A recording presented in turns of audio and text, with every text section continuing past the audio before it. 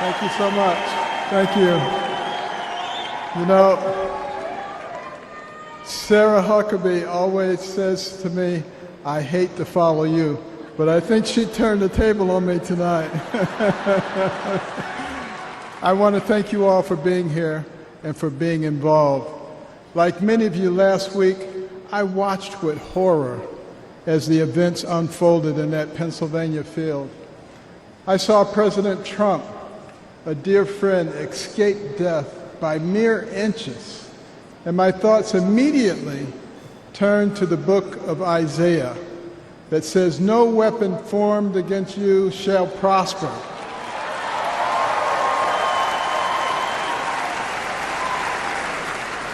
Well, let me tell you the weapons that they used. First, they tried to ruin his reputation, and he's more popular now than ever.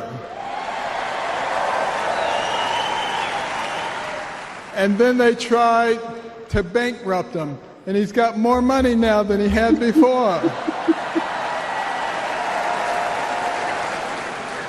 And then they tried to put him in prison, and he's freer and has made other people free with him. And then last weekend they tried to kill him, and there he is over there alive and well.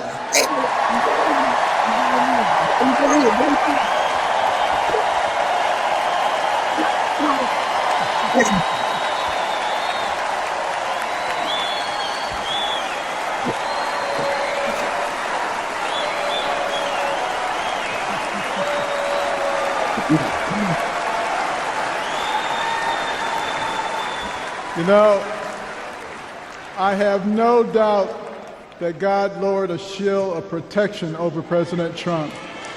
And I join millions of Americans in thanksgiving for President Trump's safety. And I encourage you to join me in praying each day for his continued protection.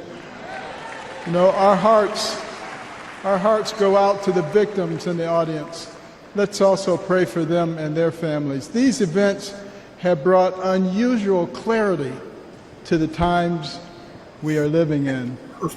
We have all harbored the nagging feeling that everything we love is slipping away. All you have to do is turn on the television. The free press, a pillar of any free society, has abused the public trust and resorted to lies, deception, and disinformation.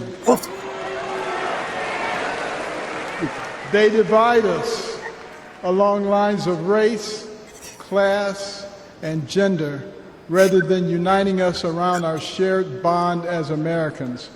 Our government has been no better, shredding our Constitution and upending the rule of law.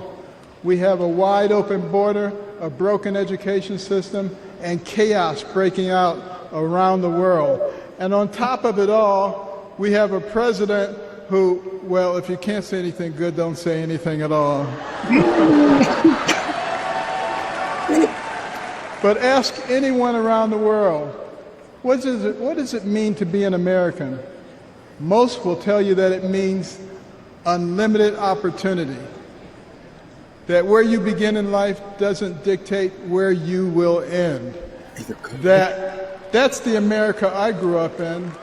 In no other country could a poor inner city kid raised by a single mom make it to an Ivy League school, then to medical school, become a successful neurosurgeon, run for president, and eventually become a member of the president's cabinet.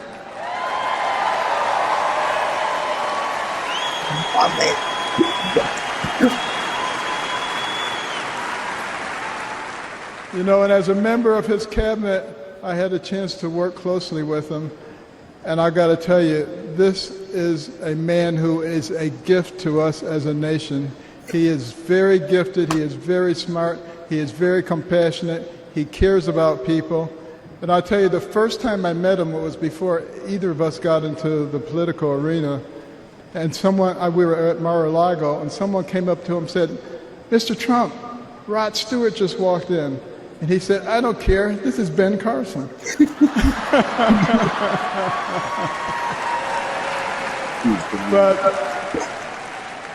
I feel blessed that I've been able to live the American dream. But my story is moving further out of reach in America today.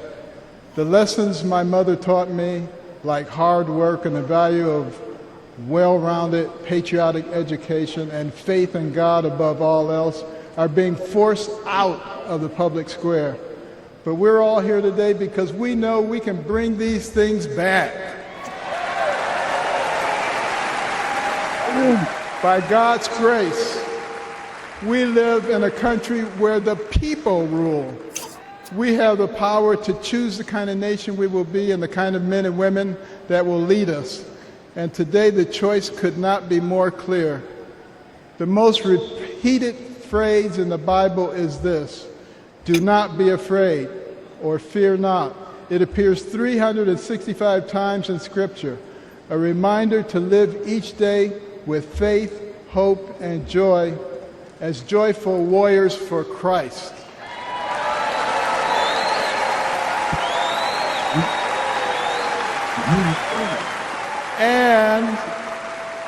And when God is with us, nobody can stand against us. With this assurance from the Almighty, even the face of evil itself cannot shake our resolve. We will keep fighting, we will keep praying, and by the grace of God, we will save our country and re-elect President Trump together with Vice President Vance this November. And I want you to remember this. In 1831, Alexis de Tocqueville came to America to study our nation because the Europeans were fascinated. They wanted to know how could a nation barely 50 years old already compete with them on virtually every level. So he looked at our government and he was duly impressed by our checks and balances and separation of powers. And then he looked at our business environment. He was duly impressed by how we encourage entrepreneurship and innovation. And he looked at our educational system, and he was blown away by the fact that he could find a mountain man in the middle of the woods who could read, who could tell him about the Declaration of Independence. But the thing that impressed him the most was when he went to our churches, and he heard those inspirational sermons from the pulpits that inspired a ragtag bunch of militiamen to defeat the most powerful army in the world and gave the American people a moral basis.